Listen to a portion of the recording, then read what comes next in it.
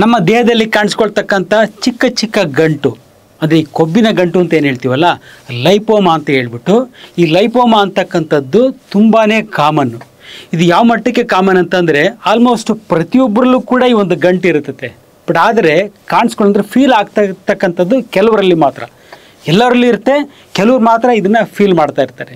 ಸರಿ, ಈ ಒಂದು ಗಂಟು ಏನು ಲೈಪೋಮಾ ಏನಿದೆಯಲ್ಲ, ಇದು ಬರಲಿಕ್ಕೆ ಕಾರಣ ಏನು, ಹಾಗೂ ಇದರಿಂದ ಏನಾದರೂ ಸಮಸ್ಯೆ ಆಗುತ್ತಾ, ಆರೋಗ್ಯದಲ್ಲಿ ಸಮಸ್ಯೆ ಆಗುತ್ತಾ, ಹಾಗೂ ಇದಕ್ಕೆ ಪರಿಹಾರ ಶಾಶ್ವತವಾಗಿ ಮನೆಯಲ್ಲಿ ಏನಾದರೂ ಪರಿಹಾರ ಕಂಡುಕೊಳ್ಬೋದಾ ಅಂತಕ್ಕಂಥ ಪ್ರಶ್ನೆ. ಈ ಲೈಪೋಮಾ ಅಂತ ನೋಡೋದಾದರೆ, ಈ ಗಂಟನ್ನು ನೋಡೋದಾದರೆ ಸಾಮಾನ್ಯವಾಗಿ ಸೈಜ್ ವೈಸು ಇದು 2 ರಿಂದ 5 ಸೆಂಟಿಮೀಟ್ರ್ ಇರ್ತದೆ. ಸಾಮಾನ್ಯವಾಗಿ 5 ಸೆಂಟಿಮೀಟ್ರಿಗಿಂತ ಜಾಸ್ತಿ ಹೋಗೋದಿಲ್ಲ, ಕೆಲವೊಂದು ಸಲ ಆಗ್ಬೋದು, ಬಟ್ ಆದರೆ ಸಾಮಾನ್ಯವಾಗಿ ಇದು 5 ಸೆಂಟಿಮೀಟ್ರಿಗಿಂತ ಚಿಕ್ಕದಾಗಿರ್ತದೆ. ಇದು ಎಲ್ಲೆಲ್ಲಿ ಇರುತ್ತೆ ಅಂತ ನೋಡೋದಾದರೆ ದೇಹದ ಪ್ರತಿಯೊಂದು ಯಾವ ಭಾಗದಲ್ಲಾದರೂ ಕೂಡ ಆಗ್ಬೋದು. ಯಾಕಂದರೆ ಇದು ಫ್ಯಾಟ್ ಸೆಲ್ಸಿಂದ ಬರ್ತಕ್ಕಂಥದ್ದು. ದೇಹದಲ್ಲಿ ಎಲ್ಲೆಲ್ಲಿ ಫ್ಯಾಟ್ ಇದೆ ಅಲ್ಲ ಎಲ್ಲದೂ ಕೂಡ ಈ ಒಂದು ಲೈಪೋಮಾ ಅಂತಕ್ಕಂಥದ್ದು ಕಾಣಿಸ್ಕೋಬೋದು. ಬಟ್ ಆದರೆ ಸಾಮಾನ್ಯವಾಗಿ ಕಾಮನ್ನಾಗಿ ಕಾಣಿಸ್ಕೊಳ್ತಕ್ಕಂಥದ್ದು ನಮ್ಮ ಚೆಸ್ಟ್ ಅಂದರೆ ಎದೆ ಭಾಗದಲ್ಲಿ, ಹೊಟ್ಟೆ ಭಾಗದಲ್ಲಿ, ಬೆನ್ನಿನಲ್ಲಿ, ಕುತ್ತಿಗೆನಲ್ಲಿ, ನೆಕ್ಸ್ಟ್ ಶೋಲ್ಡರ್ ಭುಜದಲ್ಲಿ, ಹಾಗೆ ಆರ್ಮ್ಸಲ್ಲಿ ಕೈನಲ್ಲೂ ಕಾಣಿಸ್ಕೊಳ್ಳುತ್ತೆ, ಹಾಗೂ ತೊಡೆ ಭಾಗದಲ್ಲೂ ಕೂಡ ಅತಿ ಕಾಮನ್ ಆಗಿ ಈ ಒಂದು ಕೊಬ್ಬಿನ ಒಂದು ಫ್ಯಾಟ್ ಇರತಕ್ಕಂಥ ಒಂದು ಲೈಪೋಮಾ ಕಾಣಿಸ್ಕೊಳ್ಳುತ್ತೆ. ಸರಿ, ಒಂದು ಗಂಟು ಏನಿದೆ ದೇಹದಲ್ಲಿ ಕಾಣಿಸ್ಕೊಳ್ತಕ್ಕಂಥ ಈ ಒಂದು ಗಂಟು ಯಾವುದೇ ಕಾರಣಕ್ಕೂ ನೋವು ಇರೋದಿಲ್ಲ. ಬಟ್ ಕೆಲವರು ಹೇಳ್ತಾರೆ, ಸರ್ ಇಲ್ಲ ಸ್ವಲ್ಪ ನೋವು ಬರುತ್ತೆ ಅಂತೇಳಿ. ಯಾಕೆ ನೋವು ಬರುತ್ತೆ ಅಂತಂದರೆ ಆ ಗಂಟನ್ನು ಪದೇ ಪದೇ ಮುಟ್ಟತಕ್ಕಂಥದ್ದು, ಪದೇ ಪದೇ ಪ್ರೆಸ್ ಮಾಡ್ತಕ್ಕಂಥ ಕೆಲಸ ಮಾಡೋದ್ರಿಂದ ಮಾತ್ರ ನೋವು ಬರುತ್ತೆ. ಅದು ಸಾಮಾನ್ಯವಾಗಿ ಈ ಒಂದು ಗಂಟು ಯಾವುದೇ ರೀತಿಯ ಒಂದು ನೋವು ಇರೋದಿಲ್ಲ. ಸರಿ, ಇದಕ್ಕೆ ಕಾರಣ ಏನು ಅಂತ ನೋಡೋದಾದರೆ ಈ ಪುಸ್ತಕಗಳಲ್ಲಿ ಹೇಳೋದು ಇದಕ್ಕೆ ಎಕ್ಸಾಕ್ಟಾಗಿ ಏನು ಯಾವ ಕಾರಣದಿಂದ ಈ ಒಂದು ಗಂಟು ಬರುತ್ತೆ ಅನ್ನತಕ್ಕಂಥದ್ದು ಇಲ್ಲ, ಗೊತ್ತಿಲ್ಲ, ಅನ್ನೋನ್ ಗೊತ್ತಿಲ್ಲ, ರೀಸನ್ನೇ ಗೊತ್ತಿಲ್ಲ ಅಂತಕ್ಕಂಥದ್ದನ್ನು ಮೆನ್ಷನ್ ಮಾಡ್ತಾರೆ.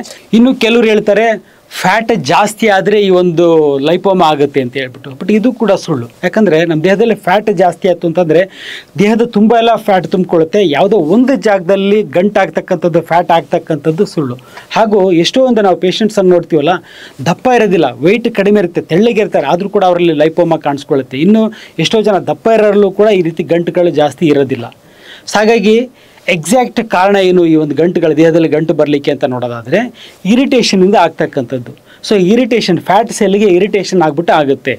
ಸರಿ, ಇರಿಟೇಷನ್ ಆಗಲಿಕ್ಕೆ ಕಾರಣ ಅಂತ ನೋಡೋದಾದರೆ ಮೊದಲನೇ ಕಾರಣ ಬಂದ್ಬಿಟ್ಟು ಆ್ಯಸಿಡಿಕ್ ಬ್ಲಡ್, ರಕ್ತ ಆ್ಯಸಿಡಿಕ್ ಆಗೋದ್ರಿಂದ ಒಂದಾದರೆ, ಎರಡನೇದಾಗಿ ಹಾರ್ಮೋನಲ್ ಇಂಬ್ಯಾಲೆನ್ಸು. ಈ 2 ಕಾರಣಗಳು. ಸೊ ಮೊದಲನೇ ಕಾರಣ ಹೇಳಿದೆ, ಒಂದು ಅಸಿಡಿಕ್ ಆಗ್ತಕ್ಕಂಥದ್ದು, ಬ್ಲಡ್ ಅಸಿಡಿಕ್ ಆಗ್ತಕ್ಕಂಥದ್ದು. ಯಾಕೆ ಬ್ಲಡ್ ಅಸಿಡಿಕ್ ಆಗುತ್ತೆ? ಯಾವಾಗ ಬ್ಲಡ್ ಅಸಿಡಿಕ್ ಆಗುತ್ತೋ ಅದು ಕೆಲವೊಂದು ಫ್ಯಾಟ್ ಸೆಲ್ಲನ್ನು ಇರಿಟೇಟ್ ಮಾಡಿ ಅದು ಜಾಸ್ತಿ ಫಾಸ್ಟಾಗಿ ಬೆಳೀಲಿಕ್ಕೆ ಅವಕಾಶ ಮಾಡಿಕೊಟ್ಟು ಅಲ್ಲಿ ಗಂಟಾಗುತ್ತೆ. ಸರಿ, ಅಸಿಡಿಕ್ ಬ್ಲಡ್ ಯಾಕಾಗುತ್ತೆ ಅಂತ ನೋಡೋದಾದರೆ ಹೈ ಪ್ರೋಟೀನ್ ಡೈಟ್ ಅಂತ ಹೇಳ್ತೀವಿ. ಅತಿ ಹೆಚ್ಚಾದ ಪ್ರೋಟೀನ್ ಇರ್ತಕ್ಕಂಥ ಆಹಾರ. ಸುಧಾರಣೆಗೆ ಹೇಳ್ತಾರೆ, ಅಡ್ವೈಸ್ ಕೊಡ್ತಿರ್ತಾರೆ, ಪ್ರೋಟೀನ್ ಅಂಶ ಜಾಸ್ತಿ ಬೇಕು ನಮಗೆ, ಜಾಸ್ತಿ ತಿನ್ನಿ ಅಂತ ಹೇಳ್ಬಿಟ್ಟು ಈ ನಾನ್ ವೆಜಿಟೇರಿಯನ್ ಫುಡ್ಡನ್ನು ತಿಂತಕ್ಕಂಥದ್ದು, ಎಗ್ಗನ್ನು, ಚಿಕನನ್ನು, ಮಟನನ್ನು ಅತಿ ಹೆಚ್ಚಾಗಿ ಉಪಯೋಗಿಸ್ತಕ್ಕಂಥದ್ದು.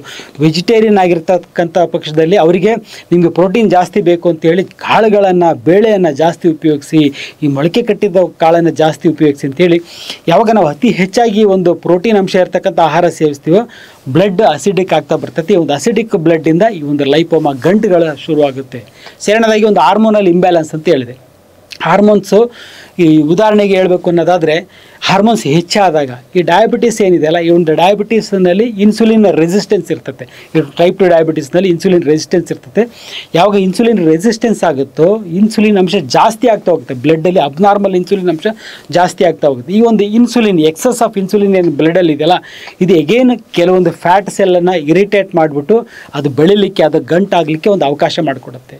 ಸರಿ, ಈ ಒಂದು ಗಂಟುಗಳು ದೇಹದಲ್ಲಿ ಕಾಣಿಸ್ಕೊಳ್ತಕ್ಕಂಥ ಗಂಟುಗಳು ಏನು ಲೈಪೋಮಾ ಅಂತ ಏನು ಹೇಳ್ತೀವಲ್ಲ, ಇದು ಏನಾದರೂ ಸಮಸ್ಯೆ ಮಾಡುತ್ತಾ, ನಮಗೆ ತೊಂದರೆ ಕೊಡುತ್ತಾ ಅಂತ ನೋಡೋದಾದರೆ ಯಾವುದೇ ರೀತಿ ತೊಂದರೆ ಇಲ್ಲ. ಇದು ನಾರ್ಮಲ್, ಇದು ಏನೂ ತೊಂದರೆ ಮಾಡೋದಿಲ್ಲ ನಮಗೆ. ಬಟ್ ಆದರೆ ಇದೊಂದು ಇಂಡಿಕೇಟರ್. ಇದು ಸುಮ್ಮನೆ ಆಗಲ್ಲ. ಇದು ನಮ್ಮ ದೇಹದಲ್ಲಿ ಆಗ್ತಾ ಇದೆ ಅಂತಂದರೆ ನಮ್ಮ ದೇಹದ ಒಳಗಡೆ ಏನೋ ಬೇರೆ ಸಮಸ್ಯೆ ಇರೋದು ಈ ರೀತಿ ಒಂದು ರಿಫ್ಲೆಕ್ಟ್ ಆಗ್ತಾ ಇರ್ತದೆ. ಸೊ ಇಟ್ಸ್ ಎನ್ ಇಂಡಿಕೇಟರ್, ಬೇರೆ ಕಾಯಿಲೆಯ ಒಂದು ಇಂಡಿಕೇಟರ್ ಅದು.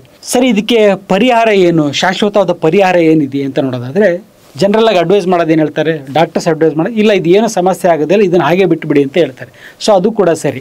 ಎರಡನೇದಾಗಿ ಕೆಲವರು ಏನು ಹೇಳ್ತಾರೆ, ಇಲ್ಲ ತೆಗೆದು ಬಿಡೋಣ, ಇದನ್ನು ಎಲ್ಲೆಲ್ಲಿದೆ ಅಲ್ಲಲ್ಲಿ ಇದನ್ನು ಸರ್ಜರಿ ಮಾಡಿ ತೆಗೆದು ಬಿಡಬೇಕು ಈ ಒಂದು ಗಂಟನ್ನು ಅಂತ ಕೆಲವರು ಹೇಳ್ತಾರೆ. ಕೆಲವರು ಏನು ಹೇಳ್ತಾರೆ, ಇಂಜೆಕ್ಟ್ ಮಾಡಬೇಕು, ಸ್ಟೀರಾಯ್ಡನ್ನು ಇಂಜೆಕ್ಟ್ ಮಾಡಿದರೂ ಕೂಡ ಇದರ ಸೈಜ್ ಕಡಿಮೆ ಆಗುತ್ತೆ ಅಂತ ಹೇಳ್ತಾ ಇರ್ತಾರೆ. ಬಟ್ ಇದು ಯಾವುದೂ ಕೂಡ ಪರಿಹಾರ, ಸರಿಯಾದ ಪರಿಹಾರ ಅಲ್ಲ. ಸೊ ಯಾಕಂದರೆ ಈ ಗಂಟು ಬರ್ತಾ ಇರೋದು ನಮ್ಮ ದೇಹದಲ್ಲಿ ಒಳಗಡೆ ಆಗ್ತಾ ಇರ್ತಕ್ಕಂಥ ಒಂದು ಸಮಸ್ಯೆಗೆ ಅದನ್ನು ಸರಿಪಡಿಸ್ತಕ್ಕಂಥ ಕೆಲಸ ಮಾಡಬೇಕು. ಅದೇನಂತಂದರೆ ನಾನು ಹೇಳಿದೆ, ಪ್ರೋಟೀನ್ ಅಂಶ ಜಾಸ್ತಿಯಾಗಿ ಇದಾಗ್ತಾ ಇದೆ, ಅಸಿಡಿಕ್ ಬ್ಲಡ್ ಆಗಿ ಈ ಗಂಟು ಆಗ್ತಾ ಇದೆ.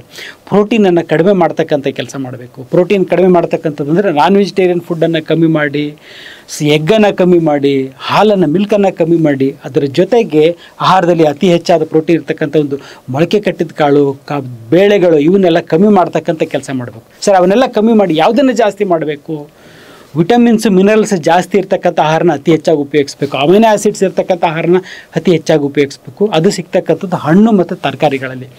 ಸೊ ಕಾಳು ಬೆಳೆಗಳನ್ನು ಕಮ್ಮಿ ಮಾಡಿ ಹಣ್ಣು ಸೊಪ್ಪು ತರಕಾರಿಗಳನ್ನು ಹೆಚ್ಚಾಗಿ ಉಪಯೋಗಿಸ್ತಾ ಬನ್ನಿ. ಇವಾಗ ನಾನ್ ವೆಜ್ಜನ್ನು ಕೂಡ ಆದಷ್ಟು ಕಡಿಮೆ ಮಾಡ್ತಾ ಬನ್ನಿ. ಎರಡನೇದೇನೆಂದರೆ ಹಾರ್ಮೋನಲ್ ಇಂಬ್ಯಾಲೆನ್ಸು. ಹಾರ್ಮೋನ್ಸ್ ಹೆಚ್ಚಾಗಿ ಈ ರೀತಿ ತೊಂದರೆ ಆಗ್ತಾಯಿದೆ. ಸೊ ಹಾರ್ಮೋನ್ಸನ್ನು ಕಮ್ಮಿ ಮಾಡ್ತಕ್ಕಂಥ ಕೆಲಸ ಮಾಡಿ. ಹಾರ್ಮೋನ್ಸನ್ನು ಕಮ್ಮಿ ಮಾಡ್ತಕ್ಕಂಥದ್ದು ಅಥವಾ ಹಾರ್ಮೋನ್ಸನ್ನು ಬ್ಯಾಲೆನ್ಸ್ ಮಾಡ್ತಕ್ಕಂಥದ್ದು ಹೇಗೆ ಅಂತಂದರೆ ಡಯಟ್ ಮುಖಾಂತರ ಮಾತ್ರ. ಒಂದು ಪ್ರೋಟೀನ್ ಕಮ್ಮಿ ಮಾಡೋದು ಅದು ಕೂಡ ಡಯಟೇ, ಹಾರ್ಮೋನ್ನ ಇಂಬ್ಯಾಲೆನ್ಸನ್ನು ಸರಿ ಮಾಡೋದು ಕೂಡ ಅದು ಕೂಡ ಒಂದು ಡಯಟೇ.